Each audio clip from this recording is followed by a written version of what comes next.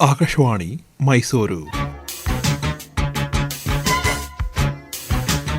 ಕಾನೂನಿನ ದೃಷ್ಟಿಯಲ್ಲಿ ರಾಷ್ಟ್ರದ್ರೋಹ, ಹಿರಿಯ ವಕೀಲರಾದ ಸಿ.ವಿ. ಕೇಶವಮೂರ್ತಿ ಅವರೊಂದಿಗೆ ಸಂದರ್ಶನ. ಸಂದರ್ಶಕರು ದಿವಾಕರ ಹೆಗಡೆ.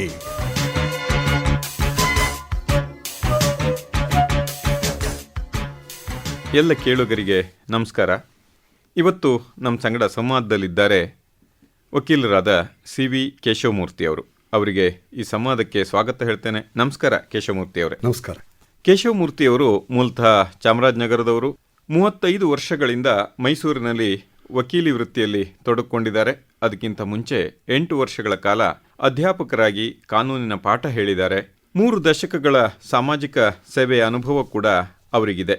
ವಿಶೇಷವಾಗಿ ಗ್ರಾಮೀಣ ಪ್ರದೇಶದಲ್ಲಿ ಸರ್ಕಾರಿ ಶಾಲೆಯಲ್ಲಿ ಓದುತ್ತಿರುವವರಿಗೆ ಆರ್ಥಿಕ ಮತ್ತು ಸಾಮಾಜಿಕ ಬೆಂಬಲವನ್ನು ಕೊಡುವಂಥದ್ದು, ಅವರ ಸಂಗಡ ನಿರಂತರ ಸಂಪರ್ಕದಲ್ಲಿರುವಂಥದ್ದು ಅವರ ಪ್ರವೃತ್ತಿ. ರಾಷ್ಟ್ರೀಯ ವಿಚಾರಗಳ ಸಂಘಟನೆಗಳ ಸಂಗಡ ನಿರಂತರವಾಗಿ ಸಂಪರ್ಕದಲ್ಲಿದ್ದಾರೆ. ಅವರು ಕಾನೂನಿನ ಮೂಲಕ ಮಾಡಿದ ಸಮಾಜ ಸೇವೆಯನ್ನು ಗುರುತಿಸಿ ಕರ್ನಾಟಕ ರಾಜ್ಯ ಸರ್ಕಾರ ಕಳೆದ ವರ್ಷದ ರಾಜ್ಯೋತ್ಸವ ಪ್ರಶಸ್ತಿಯನ್ನು ನೀಡಿ ಗೌರವಿಸಿದೆ. ಭಾರತದ ಶ್ರದ್ಧೆಗೆ ಕಾನೂನಿನ ಬೆಂಬಲವನ್ನು ನಿರಂತರವಾಗಿ ಅವರು ನೀಡ್ತಾ ಬಂದಿದ್ದಾರೆ. ಕೇಶವಮೂರ್ತಿಯವರೇ, ಇವತ್ತು ರಾಷ್ಟ್ರದ್ರೋಹ ಕುರಿತಾದಂಥ ಒಂದು ಕಾನೂನಿದೆ, ಅದೊಂದು ದೊಡ್ಡ ಅಪರಾಧ ಅಂತ ಗಣಿಸ್ತೇವೆ. ಆ ಕುರಿತು ತುಂಬ ಚರ್ಚೆ ನಡೆದಿದೆ. ಈ ರಾಷ್ಟ್ರ ಅಂದ್ರೇನು, ರಾಷ್ಟ್ರಭಕ್ತಿ ಅಂದರೆ ಏನು ಅಂತ ಹೇಳ್ತೀರಾ? ನೋಡಿ, ಇವತ್ತಿಗೆ ಅಂತಾರಾಷ್ಟ್ರೀಯ ಕಾನೂನು ಅನ್ನುವ ಒಂದು ಕಾನೂನು ಕೂಡ ಬೆಳೀತಾ ಬಂದಿದೆ. ಅದರ ವ್ಯಾಪ್ತಿಯಲ್ಲಿ ಈ ರಾಷ್ಟ್ರ ಅನ್ನೋ ಪದಕ್ಕೆ ಅರ್ಥ ಹುಡುಕೋದಾದರೆ ಒಂದು ನಿರ್ದಿಷ್ಟವಾದ ಭೂಪ್ರದೇಶ ಇರಬೇಕು.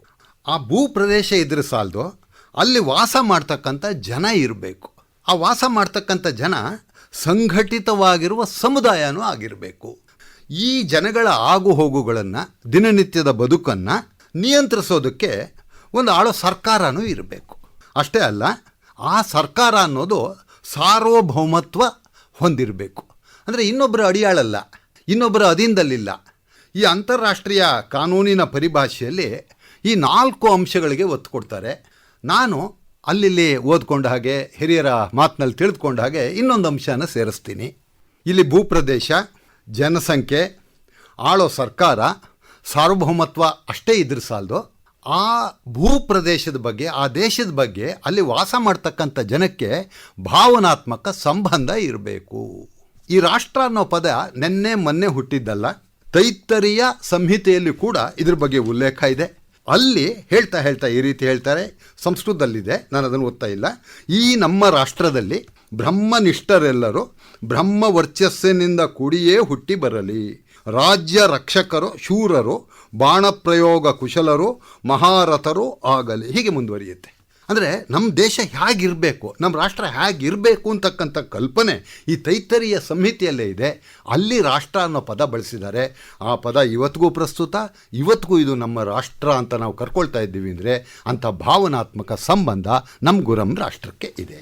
ನೆಲ, ನೀರು, ಇತಿಹಾಸಗಳ ಸಂಗಡ ಒಂದು ಭಾವನಾತ್ಮಕ ಸಂಬಂಧ ಇರುವ ಜನಸಮೂಹ ರಾಷ್ಟ್ರವಾಗಿ ಬೆಳೆಯೋದು ಹೆಚ್ಚು ಅನುಕೂಲ ಅನ್ನೋ ಮಾತನ್ನು ಹೇಳಿದಿರಿ. ಈಗ ರಾಷ್ಟ್ರದ್ರೋಹ ಒಂದು ಶಬ್ದ ಬಳಕೆ ಆಗುತ್ತೆ. ಅದಕ್ಕೆ ಭಾರತದಲ್ಲಿ ಕಾನೂನು ಯಾವುದು, ಅದು ಹೇಗೆ ಗುರುತಿಸುತ್ತೆ?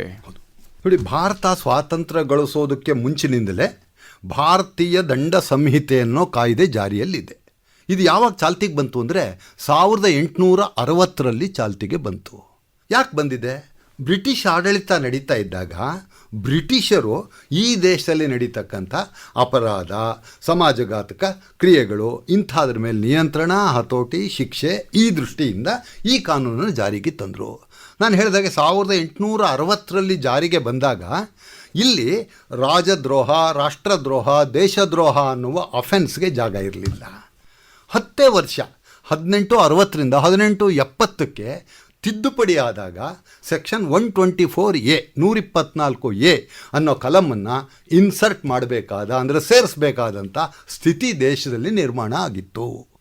ಈ ಬ್ರಿಟಿಷ್ ಸರ್ಕಾರವನ್ನು ಬಗ್ಗು ಬಡಿಬೇಕು, ಈ ಬ್ರಿಟಿಷ್ ಸರ್ಕಾರವನ್ನು ಅಧಿಕಾರದಿಂದ ಕೆಳಕ್ಕಿಳಿಸಬೇಕು, ನಮಗೆ ಸ್ವಾತಂತ್ರ್ಯ ಗಳಿಸ್ಕೊಳ್ಬೇಕು ಅನ್ನೋ ಉದ್ದೇಶದಿಂದ ನಾವು ಯಾರನ್ನು ಸ್ವಾತಂತ್ರ್ಯ ಹೋರಾಟಗಾರರು ಅಂತ ಕರಿತೀವೋ, ಯಾರನ್ನು ಕ್ರಾಂತಿಕಾರಿಗಳು ಅಂತ ನಾವು ಗುರುತು ಮಾಡ್ತೀವೋ ಅಂಥವ್ರ ಚಟುವಟಿಕೆಗಳನ್ನು ಅದನ್ನು ಬಗ್ಗು ಬಡಿಯೋದಕ್ಕಾಗಿಯೇ ಸೆಕ್ಷನ್ 124A ಅನ್ನುವ ಒಂದು ಸೆಕ್ಷನನ್ನು ಇಂಟ್ರೊಡ್ಯೂಸ್ ಮಾಡಿದ್ರು. ಅಲ್ಲೆಲ್ಲ ಬ್ರಿಟಿಷ್ ಇಂಡಿಯಾ, ಸಾವರ್ನು ಈ ಪದಗಳನ್ನು ಬಳಸಿದ್ರು. ಸ್ವಾತಂತ್ರ್ಯ ಬಂದ ನಂತರ ಇದನ್ನು 1948ರಲ್ಲಿ ತಿದ್ದುಪಡಿ ಮಾಡಿ ಬ್ರಿಟಿಷ್ ಇಂಡಿಯಾ, ಬ್ರಿಟನ್ ಈ ಪದಗಳೆಲ್ಲ ಹೋಗಿ ಭಾರತ ಸರ್ಕಾರ, ರಾಜ್ಯ ಸರ್ಕಾರ ಅನ್ನೋ ಪದಗಳು ಬಂದಿದೆ. ಅಂದರೆ ಕಾನೂನು 1870ರಿಂದ ಇವತ್ತಿನವರೆಗೂ ಅದೇ ರೀತಿ ಇದೆ. ಈ ಕಾನೂನು ಬಗ್ಗೆ ಇನ್ನೊಂದೇ ಒಂದು ಪ್ಯಾರಲಲ್ ಡೆವಲಪ್ಮೆಂಟ್ ಏನು, CRPC ಅಂದರೆ ಭಾರತೀಯ ದಂಡ ಪ್ರಕ್ರಿಯಾ ಸಂಹಿತೆ ಅಂತ. ಅದರಲ್ಲಿ ಕಲಂ 108 ಅಂತ ಇದೆ. ಆ 108ರಲ್ಲಿ ಕೂಡ ಇದರ ಬಗ್ಗೆ ಒಂದು ಉಲ್ಲೇಖ ಇದೆ. When an executive magistrate receives information that there is within his local jurisdiction any person who within or without such jurisdiction either orally or in writing or in any other manner intentionally disseminates or attempts to disseminate or abets the dissemination of any matter, the publication of which is punishable under section 124A. 124A ಅನ್ನುವ ಕಲಮಿನಲ್ಲಿ ಎಸಗುವ ಶಿಕ್ಷಾರ್ಹ ಅಪರಾಧಕ್ಕೆ ಸಂಬಂಧಪಟ್ಟ ವಿಷಯಗಳನ್ನು ಪ್ರಚುರಪಡಿಸುವ ಪ್ರಯತ್ನದಲ್ಲಿದ್ದಾರೆ. ಇದನ್ನು ಪ್ರಚುರಪಡಿಸಿದ್ರೇ ಇನ್ನೂ ಅಪಾಯ ಜಾಸ್ತಿ ಅಂತ ಹೇಳಿ ಅವಾಗ ತಾಲೂಕಿನ ಎಕ್ಸಿಕ್ಯೂಟಿವ್ ಮ್ಯಾಜಿಸ್ಟ್ರೇಟ್ ಅಂತ ವ್ಯಕ್ತಿಗಳನ್ನು ಕರೆದು ನೀವು ಇಂಥ ಕೆಲಸದಲ್ಲಿ ತೊಡಗೋದಿಲ್ಲ ಅಂತ ಮುಚ್ಚಳಿಕೆ ಬರೆದು ಕೊಡಿ, ಇಲ್ಲದಿದ್ದರೆ ನಿಮ್ಮ ಮೇಲೆ ಕ್ರಮ ಜರುಗಿಸಬೇಕಾಗುತ್ತೆ ಅಂತ ಭದ್ರತಾ ಮುಚ್ಚಳಿಕೆಯನ್ನು ಬರೆಸ್ಕೊಳ್ಳೋದಕ್ಕೆ ಭಾರತೀಯ ದಂಡ ಪ್ರಕ್ರಿಯಾ ಸಂಹಿತೆಯಲ್ಲಿ ಅವಕಾಶ ಇದೆ. 124A IPC ಅಂತಕ್ಕಂಥದ್ದು ಏನು ಹೇಳುತ್ತೆ, ಬಹಳ ಮುಖ್ಯವಾಗಿ ನಾವು ಗಮನದಲ್ಲಿ ಇಟ್ಕೋಬೇಕಾದ್ದು ಒಬ್ಬ ವ್ಯಕ್ತಿಯ ನುಡಿ, ನಡೆ ಅಥವಾ ದೃಷ್ಟಿಗೆ ಗೋಚರಿಸುವ ಇನ್ಯಾವುದಾದ್ರೂ ಕ್ರಿಯೆ. ಇಲ್ಲಿ ನುಡಿನೂ ಇಲ್ಲ, ನಡೆನೂ ಇಲ್ಲ, ಆದರೆ ನಿಮ್ಮ ಕಣ್ಣು ಗೋಚರಿಸ್ತಕ್ಕಂಥ ಒಂದು ಪೋಸ್ಟರ್ ರೆಡಿ ಮಾಡ್ತಾನೆ, ಒಂದು ಚಿತ್ರ ರೆಡಿ ಮಾಡಿಡ್ತಾನೆ. ಅದರ ಮುಖಾಂತರ ಅವನು ಏನನ್ನೋ ಸಮಾಜಕ್ಕೆ ಒಂದು ಸಂದೇಶ ಮುಟ್ಟಿಸೋ ಪ್ರಯತ್ನ ಮಾಡ್ತಾ ಇದ್ದಾನೆ. ಏನದು? ಅವನ ಪ್ರಕಾರ ಈಗಾಗಲೇ ಕಾನೂನುಬದ್ಧವಾಗಿ ಸ್ಥಾಪಿತವಾಗಿರ್ತಕ್ಕಂಥ ಸರ್ಕಾರವನ್ನು ಕೆಳಕ್ಕೆ ಉರುಳಿಸಬೇಕು. ನಾವೇ ರಚಿಸಿರೋ ಸರ್ಕಾರದ ನಡವಳಿಕೆ ಬಗ್ಗೆ ನನಗೆ ಅಸಮಾಧಾನ ಇದೆ. ನನಗೆ ಅಸಮಾಧಾನ ಇದ್ದರೆ ವ್ಯಕ್ತಪಡಿಸೋದಕ್ಕೆ ನೂರಾರು ಮಾರ್ಗ ಇದೆ. ಆದರೆ ಇಂಥ ಮಾರ್ಗವನ್ನು ಅನುಸರಿಸೋದ್ರಲ್ಲಿ ಸರ್ಕಾರವನ್ನು ನಿಂದನೆ ಮಾಡ್ತಕ್ಕಂಥ ಕೆಲಸ, ಈ ತನ್ಮೂಲಕ ಅದನ್ನು ಹಿಂಸಾತ್ಮಕ ಮಾರ್ಗ ಅನುಸರಿಸ್ತಾರೆ, ಬೇರೆ ಯಾವುದೋ ಒಂದು ಮಾರ್ಗವನ್ನು ಅನುಸರಿಸ್ತಾರೆ.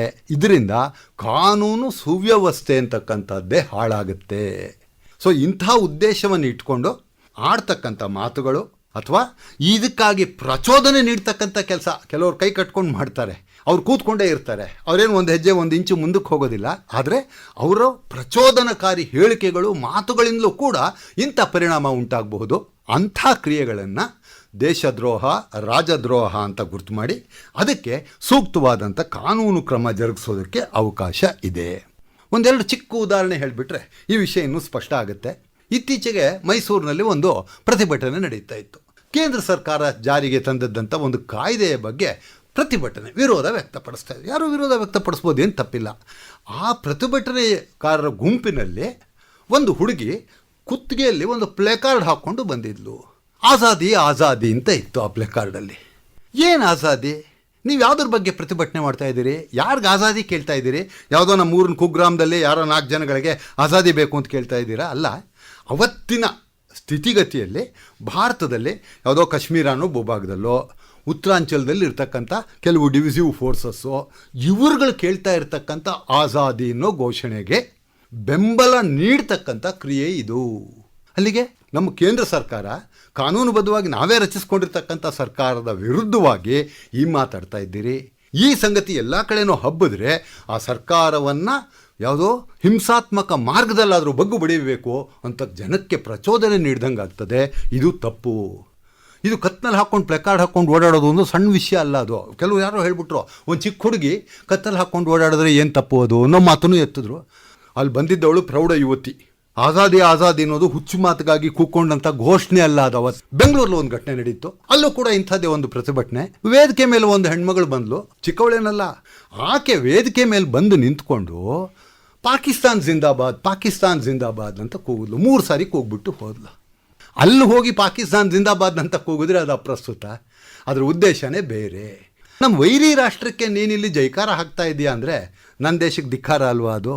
ಕನ್ವರ್ಸ್ ನಾನು ಹೇಳ್ತಾ ಇರೋದು. ನಾವು ಭಾರತಕ್ಕೆ ಧಿಕ್ಕಾರ ಅಂತ ಕೂಗಿಲ್ದೇ ಇದ್ರೂ ಭಾರತಕ್ಕೆ ಧಿಕ್ಕಾರ. ಯಾತಕ್ಕೆ ಧಿಕ್ಕಾರ? ನಿನ್ನ ಉದ್ದೇಶನೇ ಬೇರೆ. ಇಂಥ ಪ್ರಸಂಗಗಳನ್ನು ಮೀಟ್ ಮಾಡೋದಕ್ಕಾಗಿ 124A ಇದೆ, 108 CRPC ಇದೆ. ಅದು ಇವತ್ತು ಚಾಲ್ತಿಯಲ್ಲಿರ್ತಕ್ಕಂಥ ಕಾನೂನುಗಳು. 1870 ಕಾನೂನು ಅದರಲ್ಲಿ ಒಂದೆರಡು ಶಬ್ದಗಳನ್ನು ಬದಲಿಸಿದ್ದು ಬಿಟ್ಟರೆ ಹಾಗೇ ಇಟ್ಟುಕೊಂಡು ಬಂದಿದ್ದಾರೆ. ಬ್ರಿಟಿಷರು ಆಳ್ತಾ ಇದ್ದಾಗ ಮಾಡಿಕೊಂಡ ಕಾನೂನು ಈಗಲೂ ಬೇಕಿತ್ತಾ? ನಾನಾಗಲೇ ಹೇಳಿದೆ, ಭಾರತೀಯ ದಂಡ ಸಂಹಿತೆ ಬಂದಾಗ ಈ ಕಾನೂನು ಇರಲಿಲ್ಲ. ಅದಾದ 10 ವರ್ಷದ ನಂತರ ಅಂದರೆ 1870ರಲ್ಲಿ ಈ ಕಾನೂನು ಬಂತು. ಅಷ್ಟಕ್ಕಾಗಲೇ ಈಸ್ಟ್ ಇಂಡಿಯಾ ಕಂಪನಿಯ ಹತೋಟಿಯಿಂದ ಇಲ್ಲಿ ಆಡಳಿತ ಬ್ರಿಟಿಷ್ ಸರ್ಕಾರ ಅಂದರೆ ಆ ಸಾರ್ವಭೌಮನಿಗೆ ವರ್ಗಾವಣೆ ಆಗೋಗ್ಬಿಟ್ಟಿತ್ತು. ಅದರ ವಿರುದ್ಧ ದೇಶದಾದ್ಯಂತ ಚಳುವಳಿ ಪ್ರಾರಂಭ ಆಗಿತ್ತು. ಇದನ್ನು ಬಗ್ಬಡಿಯೋದು ಅವ್ರಿಗೆ ಬೇಕಾಗಿತ್ತು. ಆದರೆ ಅಂಥ ಸ್ಥಿತಿ ಇವತ್ತು ಉಳಿದಿದೆಯಾ? ಒಂದೆರಡು ಹಿಂದಿಂದು ಘಟನೆ ಹೇಳಿಬಿಟ್ಟು ಇವತ್ತಿನ ಸ್ಥಿತಿಗೆ ಬಂದುಬಿಡ್ತೀನಿ. ವೀರ ಸಾವರ್ಕರ್, ಸ್ವಾತಂತ್ರ್ಯ ವೀರ ಸಾವರ್ಕರು ಒಂದು ಪುಸ್ತಕ ಬರೆದ್ರು, ಭಾರತದ ಪ್ರಥಮ ಸ್ವಾತಂತ್ರ್ಯ ಸಂಗ್ರಾಮ. 1857. ಸಿಪಾಯಿ ದಂಗೆ ಅಲ್ಲ, ಅದು ಪ್ರಥಮ ಸ್ವಾತಂತ್ರ್ಯ ಸಂಗ್ರಾಮ ಅನ್ನೋದನ್ನು ಸಾವರ್ಕರ್ ವಿವರಿಸಿದ್ರೆ ಅವರ ಮೇಲೆ ದೇಶದ್ರೋಹದ ಕೇಸ್ ಹಾಕಿ 2 ಜೀವಾವಧಿ ಶಿಕ್ಷೆ, ಒಂದಲ್ಲ 2. ಗಾಂಧೀಜಿಯವ್ರ ಮೇಲೂ ಕೂಡ 124A ಕೆಳಗೆ ಹಾಕಿದರೆ. ಯಾವುದೋ ಯಂಗ್ ಇಂಡಿಯಾ ಅನ್ನೋ ಪತ್ರಿಕೆಯಲ್ಲಿ 4 ಲೇಖನಗಳನ್ನು ಬರೆದಿದ್ರು. ಅಸಹಕಾರ, ಈ ಸರ್ಕಾರ ಏನಿದೆ ಅವ್ರ ಜೊತೆ ನಾವು ಸಹಕರಿಸಬಾರದು. ಗಾಂಧೀಜಿಯವರು 4 ಲೇಖನಗಳನ್ನು ಬರೆದಾಗ ಅವರ ಮೇಲೆ 124A ಇನ್ವೋಕ್ ಮಾಡಿದ್ದಾರೆ. ಬಾಲಗಂಗಾಧರ ತಿಲಕರ ಮೇಲೆ 124A ಇನ್ವೋಕ್ ಮಾಡಿದ್ದಾರೆ. ಒಂದೇ ಒಂದು ಅಂಶ ಹೇಳ್ತೀನಿ ಸ್ಪಷ್ಟವಾಗಿ, ಈ ಯಾರು ನಮ್ಮ ಹಿರಿಯರು, ನೇತಾರರು, ಮುಂದಾಳುಗಳು ಒಬ್ಬರು ಕೂಡ ಈ ಕಾನೂನು ತಪ್ಪು ಅಂತ ಹೇಳಲಿಲ್ಲ. ಆ ಕಾನೂನನ್ನು ನಮಗೆ ಅನ್ವಯ ಮಾಡ್ತಿರೋದು ತಪ್ಪು. ಗಾಂಧೀಜಿನೂ ಹೇಳಿಬಿಡ್ತಾರೆ ಬಾಯ್ಬಿಟ್ಟು, ಈ ಕಾನೂನನ್ನು ನನಗೆ ಅನ್ವಯ ಮಾಡೋದು ತಪ್ಪು ಅಂತ ನಿನಗನ್ಸಿದ್ರೆ ನಿನ್ನ ಪದವಿ ಬಿಟ್ಟು ಈಚೆಗೆ ಬಾ. ಇದು ಸರಿ ಅಂತ ಅನಿಸಿದ್ರೆ ಸಿವಿಯರೆಸ್ಟ್ ಪನಿಷ್ಮೆಂಟ್, ಅತಿ ಹೆಚ್ಚಿನ ಶಿಕ್ಷೆಯನ್ನು ನನಗೆ ಕೊಡು ಅಂತ ಕನ್ಕ್ಲೂಡ್ ಮಾಡ್ತಾರೆ ಮಹಾತ್ಮ ಗಾಂಧೀಜಿಯವರು. ಸೊ ಇಂಥ ಪ್ರಸಂಗಗಳು ಆ ಕಾಲದಲ್ಲಿ ಬಂತು. ಅದು ಅವತ್ತಿಗೆ ಎಷ್ಟು ಪ್ರಸ್ತುತವಾಗಿತ್ತೋ ಇವತ್ತಿಗೂ ಅಷ್ಟೇ ಪ್ರಸ್ತುತ. ಈ ಕಾನೂನು ಪ್ರಸ್ತುತ ಆಗಿದೆ ಅಂತಂದರೆ ಪರಿಸ್ಥಿತಿಯಲ್ಲಿ ಏನು ಬದಲಾವಣೆ ಆಗಲಿಲ್ವಾ? ಪರಿಸ್ಥಿತಿಯಲ್ಲಿ ಬದಲಾವಣೆ ಆಗಿದೆ, ಆದರೆ ಆಡಳಿತಾತ್ಮಕ ಕ್ರಿಯೆ ಏನೇನಿದೆ ಸರ್ಕಾರದ ನಿಲುವೇನು, ಈ ದೃಷ್ಟಿಯಿಂದ ಅದು ಅವತ್ತು ಒಂದೇ ಇವತ್ತು ಒಂದೇ. ಭಾರತೀಯ ಸಂವಿಧಾನದಲ್ಲಿ ವಿಧಿ 19(1)A ಅನ್ನೋದು ವಾಕ್ ಸ್ವಾತಂತ್ರ್ಯವನ್ನು ಕೊಟ್ಟಿದೆ. ಈ ವಾಕ್ ಸ್ವಾತಂತ್ರ್ಯ ನಮಗೆ ಕೊಟ್ಟಿದೆ ಅಂದರೆ ಸ್ವಾತಂತ್ರ್ಯ ಸ್ವೇಚ್ಛೆ ಅಲ್ಲ, ಹಲವಾರು ಕಟ್ಟುಪಾಡುಗಳಿಗೆ ಒಳಪಟ್ಟೆ ನಮಗೆ ಆ ಮೂಲಭೂತ ಸ್ವಾತಂತ್ರ್ಯವನ್ನು ಕೊಟ್ಟಿದ್ದಾರೆ. ಅದರಲ್ಲಿ ಒಂದು ಮುಖ್ಯವಾದ ಅಂಶ, ನಿಮ್ಮ ವಾಕ್ ಸ್ವಾತಂತ್ರ್ಯದ ಚಲಾವಣೆಯಿಂದಾಗಿ ಕಾನೂನು ಮತ್ತು ಸುವ್ಯವಸ್ಥೆಯ ಪರಿಸ್ಥಿತಿ ಹದಗೆಡದಂತೆ ನೋಡ್ಕೋಬೇಕು. ಮಾತಾಡಿ, ಏನಾದರೂ ನಿಮ್ಮ ಆಕ್ರೋಶ ಇದ್ದರೆ ಹೇಳ್ರಿ, ಹೇಳೋ ರೀತಿಯಲ್ಲಿ ಹೇಳಿ, ಹೇಳೋ ಭಾಷೆಯನ್ನು ಬಳಸಿ. ಆದರೆ ಅದು ಈ ಥರ ಕಾನೂನು ಸುವ್ಯವಸ್ಥೆಯನ್ನು ಹಾಳುಗಡುವಂಥ ಕೆಲಸಕ್ಕೆ ಪ್ರಚೋದನೆ ನೀಡಬಾರ್ದು. ಇದರ ವ್ಯಾಲಿಡಿಟಿ, ಈ 124A ವ್ಯಾಲಿಡೋ ಅಲ್ವೋ ಅನ್ನೋ ಪ್ರಶ್ನೆ ಕೂಡ Kedarnath versus state of Bihar ಅನ್ನೋ ಪ್ರಕರಣದಲ್ಲಿ ಮೊಟ್ಟ ಮೊದಲು ಬಂತು. ಸುಪ್ರೀಂ ಕೋರ್ಟ್ ಹೇಳಿದೆ ಈ ಕಾನೂನು 124A ಕಾನ್ಸ್ಟಿಟ್ಯೂಷನಲಿ ವ್ಯಾಲಿಡ್. ಆ ದೃಷ್ಟಿಯಿಂದ ಆ ಕಾನೂನು ಪ್ರಸ್ತುತ, ಆ ಕಾನೂನು ಸಂವಿಧಾನಬದ್ಧವಾದ ಕಾನೂನು.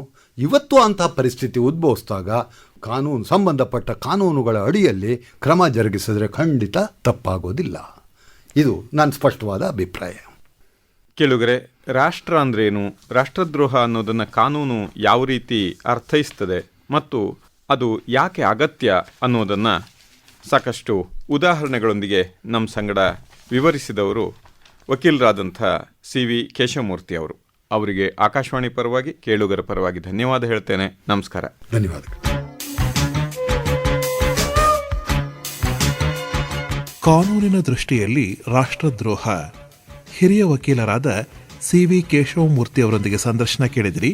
ಸಂದರ್ಶಕರು ದಿವಾಕರ ಹೆಗಡೆ.